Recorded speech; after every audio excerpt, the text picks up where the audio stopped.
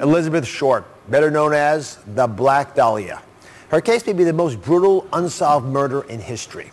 And there are many theories about the nickname Black Dahlia, including how she adorned her black hair, her dark hair, with dahlia flowers.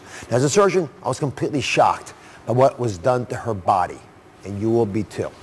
What really happened to this 22-year-old aspiring actress? She was in Hollywood. Could a doctor have been responsible for her death?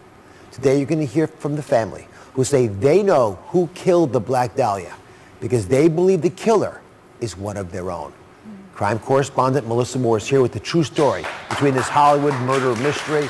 Listen, guys, there have been books, there have been movies, there's been a TV show based on the Black Dahlia. And after all these years, why are so many people still fascinated by this murder?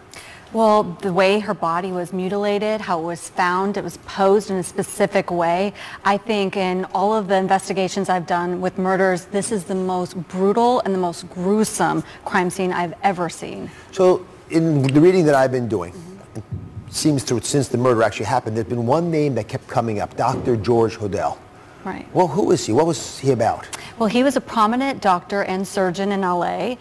He was known for his IQ. He had an IQ of 186. He graduated high school at age 15, so he's very intelligent. But as a doctor, he was suspected of fraud, that he was billing patients for tests that they didn't have and also performing illegal abortions. Illegal abortions? Correct. So Dr. George Hodel's son, Steve, is here today, and he believes his father is the one who killed the Black Dahlia. And what you're about to hear is Steve describing how police found her body. It is graphic, so discretion is advised. Pretty gruesome. Steve joins me now. He's featured in a new podcast, The Root of Evil. What was it like growing up with your father, Dr. George Hodel? You know, it was really very fairyland. I mean, it was wonderful. You know, we lived in this amazing mansion in this, you know, it was like a Hollywood set, a Mayan temple right in the center of Hollywood. He was a prominent physician. He doctored to the rich and famous. My mom was this beautiful, you know, screenwriter, had been married to John Huston, the famous film director. Yeah. And they were the king and queen, and we were living in this mansion, and we were the three little princes, my brothers and I, running around.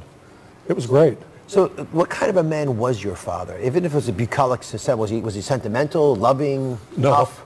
No, he was not your warm, fuzzy dad. I mean, he was cold, cool, reserved, kind of old school, disciplinarian. You know, if we did something wrong, it was to the basement with a leather strap and spankings and stuff. I mean, but that's kind of, we never looked at that as abuse back then. It was like, we're talking about mid-40s.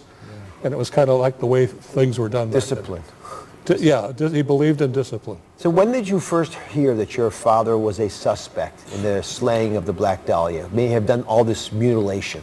Yeah. Well, you know, I had served a full career with LAPD as a homicide detective, retired 13 years, and basically my father dies in San Francisco. I go down to do the things you have to do, and I get on the phone with my half-sister Tamar, who's living in Hawaii, and we're talking about the great man and how much we're going to miss him. And she says, well, you know, he was a suspect in the Black Dahlia murder.